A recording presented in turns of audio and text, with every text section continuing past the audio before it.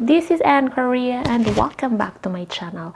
If this is your first time, welcome. Thank you so much for coming, and this is Anne. Anne Korea's channel will be talking to you about my life here in Korea as a Korean wife, taking good care of my 2 kids and having a Korean husband. So being a Filipina who lives here for almost 6 years, I'll be sharing my experiences as a whole, all of them. Hope you're gonna love what's in this channel, and thank you so much for dropping by.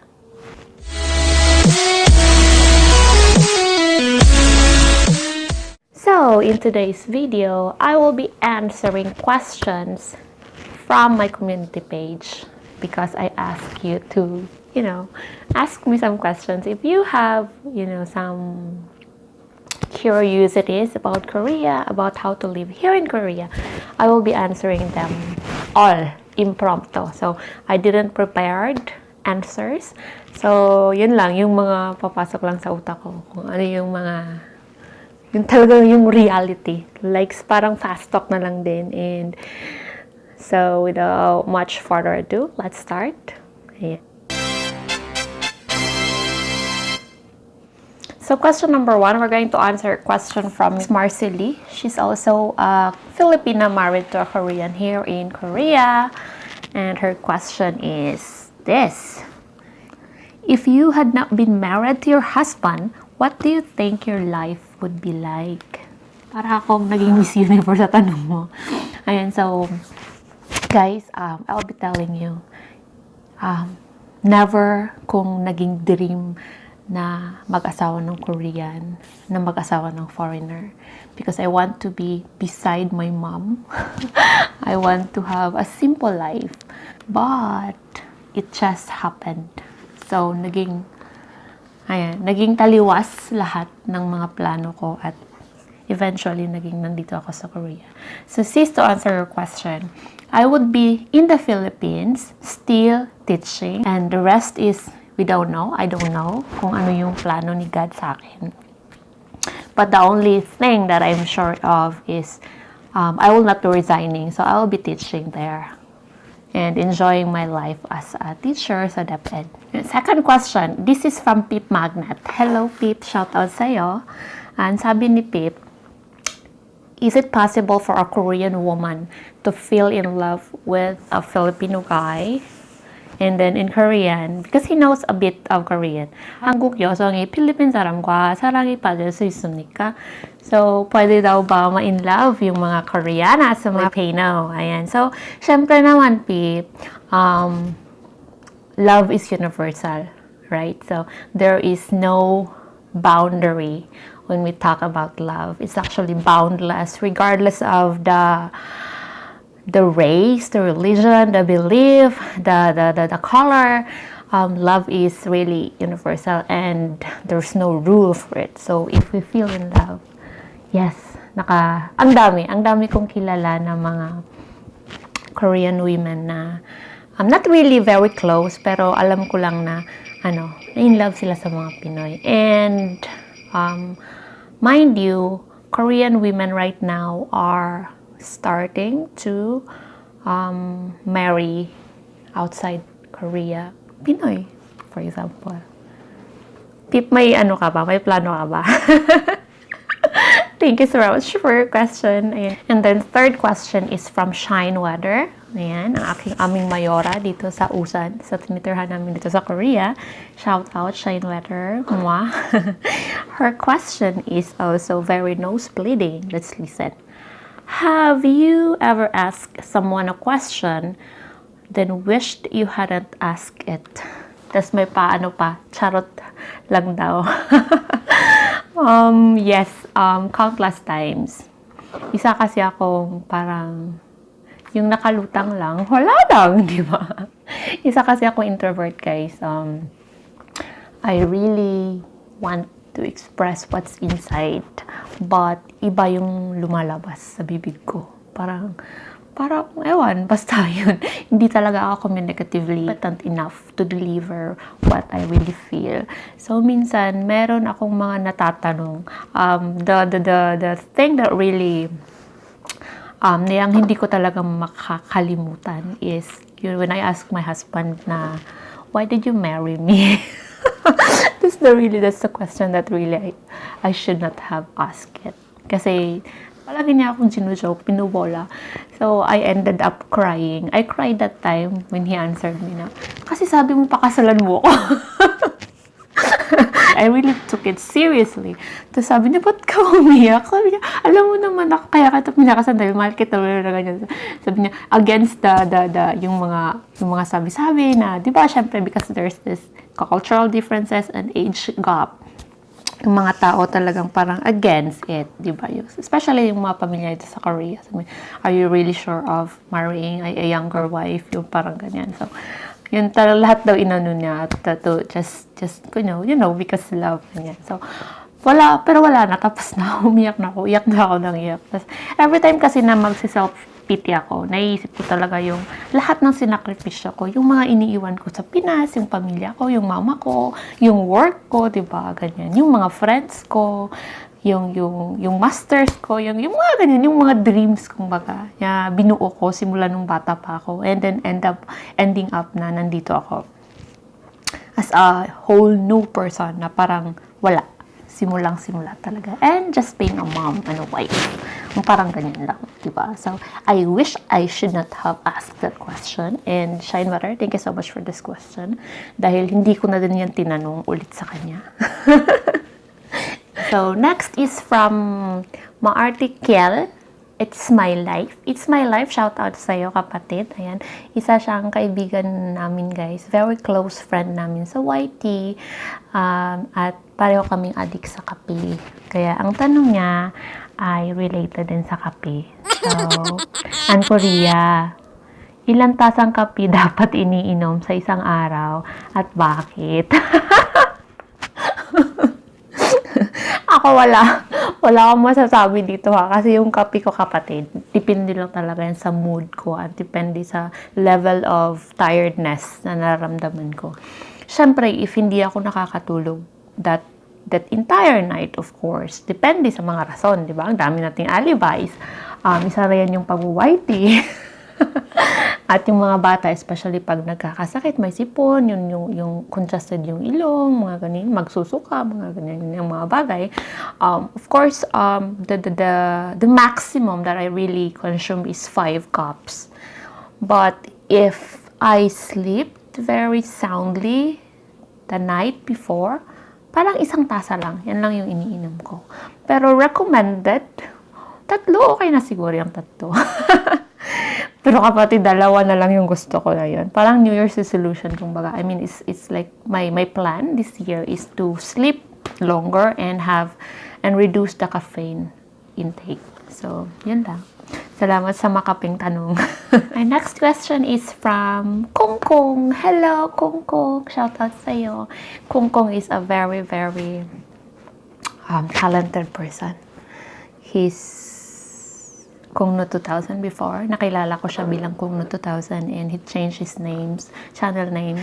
So, yung tanong niya is, I don't know where is his source, pero he's very, ayan, matalino siyang tao, guys, as in.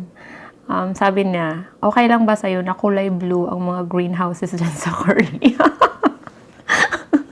One time nag-LS ako, meron kaming nakitang mga blue buildings na sabi ko, para siyang greenhouses. I don't know. We're not yet very sure. But, yes, if they want to be blue, no problem para sa akin. Kasi hindi naman, kapatid talaga, hindi ako masyadong, knowledgeable enough sa mga farming stuff dito sa Korea. Yep, if it's good for the environment and if it's helpful for the people, no problem. Shoutout sa kapatid Kong. This question is from Jeserie bacud. She's my cousin. Shoutout sa'yo ng bonggang-bongga. Thank you so much for your question. Babasahin ko tong question na to para kung naano sa tanong na to. Parang mahaba-haba to. Pero I really try to make this short. Ayan, sabi niya, Ito, matagal na akong curious. Yan, matagal na daw siyang curious sa tanong na to. How did you meet oppa? Ayan, so how did I meet my husband? So yun lang yan, yung istorya niyan. Ayan, sa sinabi ko kanina, never kong nag-wish ng mga Korean, husband material na ganyan, di ba? When I graduated college, nagtrabaho ako sa isang international school sa Bacong, Presti. Ayan. And then, I happened to have a student, si Kyle, na siya, very smart, but yung motor skills niya, parang, hindi siya ganun ka-develop at his age. But iba yung, development niya mentally, verbally, magaling siya. So, yung father niya is actually working abroad. Of course, bilang papa, curious siya sa ng anak na, sa standard ng anak na sa school. So, nagtanong siya sa akin, bilang guro. Then, nag-usap kami doon, ganito, ganyan. And, ang sarap ng usapan namin. About life, about being a teacher, about being a father to his child, ganito, ganyan. And then, nung bumalik siya sa job niya doon sa Middle East, there is somebody who sent me a message on Facebook. And sabi niya, hi. Sabi ko, hello. Syempre, di ba? And then, sabi niya, oh, I'm a Korean. And I'm a co-worker with that somebody, the father of my student, of course. And then, sabi ko, wow, Korean. Syempre, magaling ako sa chatting. Hindi ako magaling sa talking, personally. Magaling lang ako sa chatting and sa mga phone call. So, oh, wow. I've seen a lot of Korean dramas and like this and like that, and I'm curious about Korea. Just want to make friends and just want to make a conversation. Nothing else is ganyan. And then that's how the story begins. He started calling me every day. Like, it's very expensive to call from Abu Dhabi to the Philippines, and it actually every call that took 1 hour, so 1 hour per day conversation. And I eventually gave him tips on how to improve his speaking skills in English, because he knows a lot of vocabulary, and that is suddenly the spark began, and he visited me to the Philippines after how many months? March, April, May, June. After 5 months of daily conversation, and then we've been in a relationship for 2 years, and we broke up for 6 months, and we get married. And I'm here in Korea. Nice question. Thank you so much. Thank you so much, Ate Jeserie. And the next question is about YouTubing. So, this is from si Single Parent Lifestyle.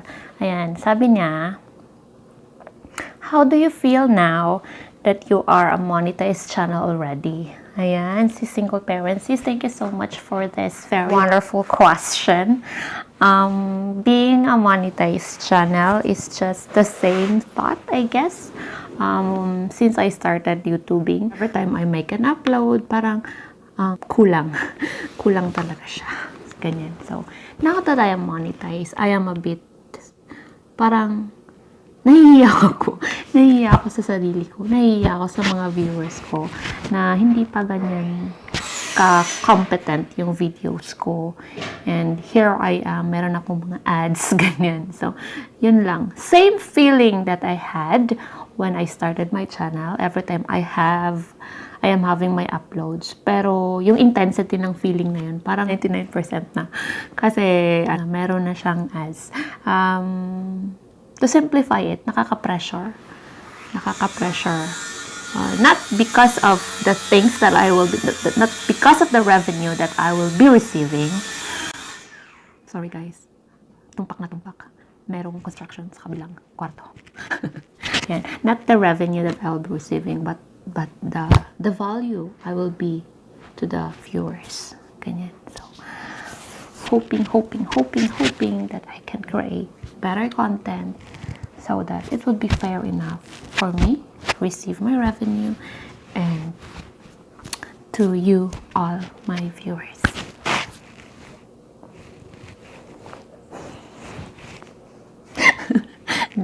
Ayan. Next question, guys, is actually I posted this question asked me in my community page on New Year's Day. So, merong dalawang nagtatanong. Sis Liley Montas, OFW, and Sis M Style. Shoutout sa inyong dalawa, mga magaganda. Sabi nila, ano ang New Year's resolution mo? So, my New Year's resolution is to become pretty. To become pretty. Joke.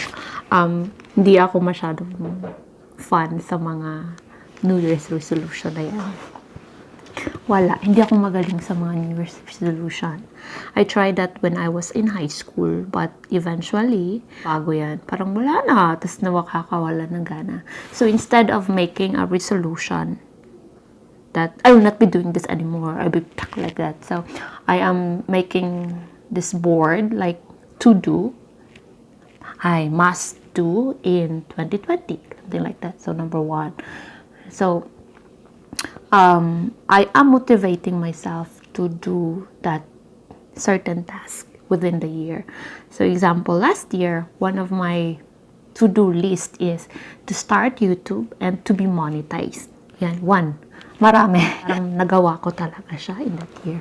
And the previous years as well. The driver's license, Korean citizenship, Korean level up in the Korean language program. When we study Korean, there's this level test. There's every level. It's actually until level 5. So I always write that in my New Year's list. Now I have to do this certain level before the year ends. And so eventually, naging effective naman siya. And the other stuff na hindi ko nagawa because there are certain reasons, okay lang din. So parang okay, bilang tao, di ba? Hindi naman talaga lahat natin. We're not that really super woman. But at least that list gives me that parang naging guide ko siya na, okay, kailangan ko itong gawin. Dahil nakatatak yan dyan.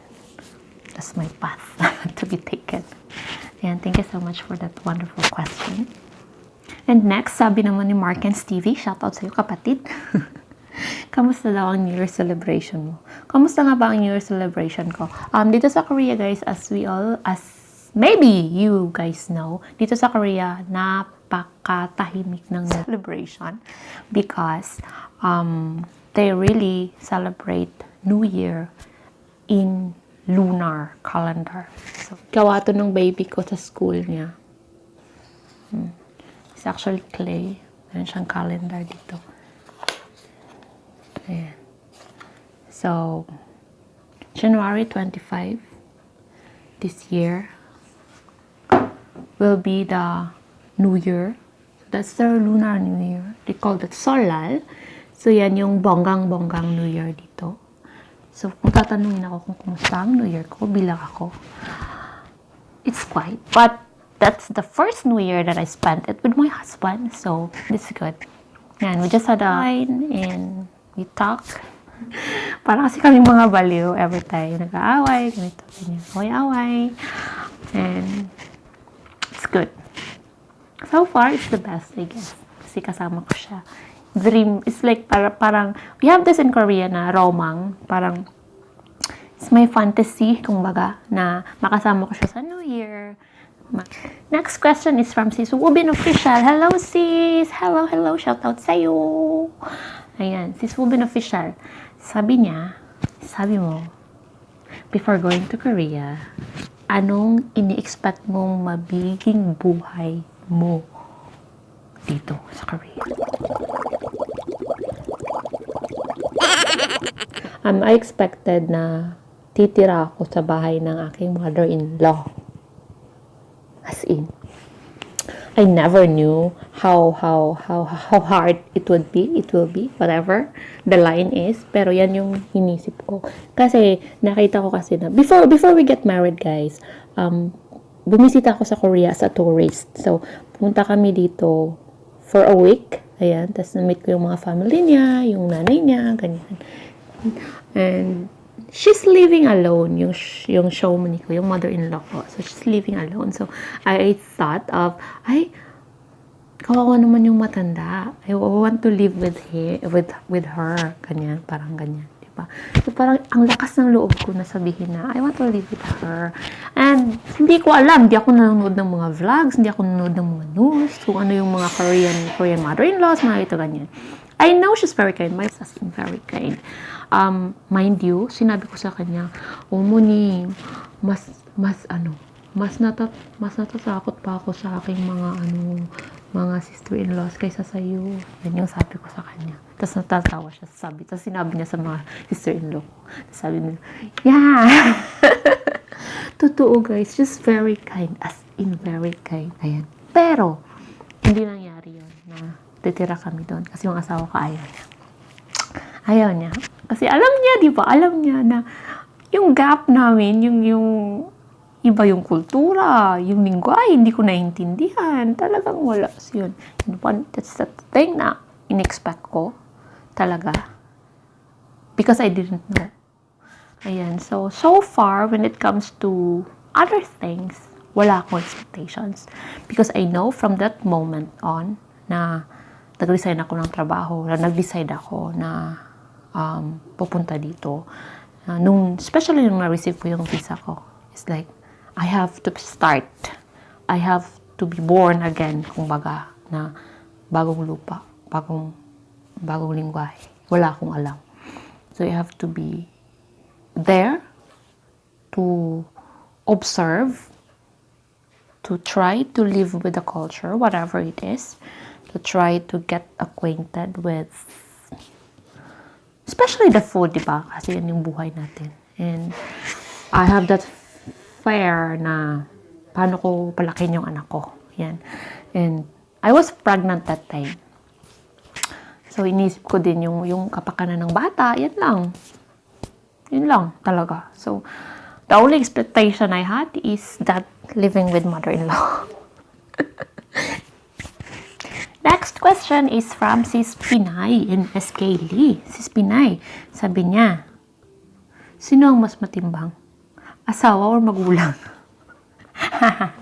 Wait, sa akin, there is this certain level between parent and husband. Hindi siya pwedeng pagtimbangin. Yes, because parent will always be parent. Kumbaga, yung parent natin, nasa taas ko siya. Yung asawa ko, partner ko lang siya. O di, syempre, di ba? Nasa taas ko lang siya. Yung mga magulang natin, kahit anong mangyari, sila talaga yung nasa taas natin. Sila yung nagpalaki sa atin. Sila yung nagluwal sa atin. Yung asawa natin, partner lang natin yan. So, why would we let our partner, why would we balance them? Diba? Ganyan. But, ibang usapan na yan when it comes to other aspects. Like, for example, in a married life, kung ano yung matimbang, sino yung magde-decide, ganito, ganyan. Ibang usapan na yan. But when we say the level of respect that we'll be giving to them, syempre magulang. And iba kasi yung pagmamahal na dapat binibigay natin sa ating mga magulang at sa ating mga partners. Diba? Ayan guys, so those were the questions that have been asked sa aking post dito sa aking community page. And syempre, shout out din kay Barnatics and kay Pinagpalang Glory and Chris PH, Chindalikot Marilyn for greeting me here sa aking community page. And I wish you all a very, very happy and healthy 2020. And this has been Ann Korea saying stay positive, give forward, and what goes around comes around. So we just have to be positive and generous all the time. And hey, if you're not yet subscribed sa aking channel, please feel free to click that subscribe button over there. At of course, don't forget to click that bell notification so that you will be notified and you will be updated for my next uploads. If you have comments, questions about Korea, about my life here as a mom in Korea, feel free. Don't hesitate to comment it down below and we will be answering that. I will be answering your questions. Thank you so much. 감사합니다. 안녕히 계세요.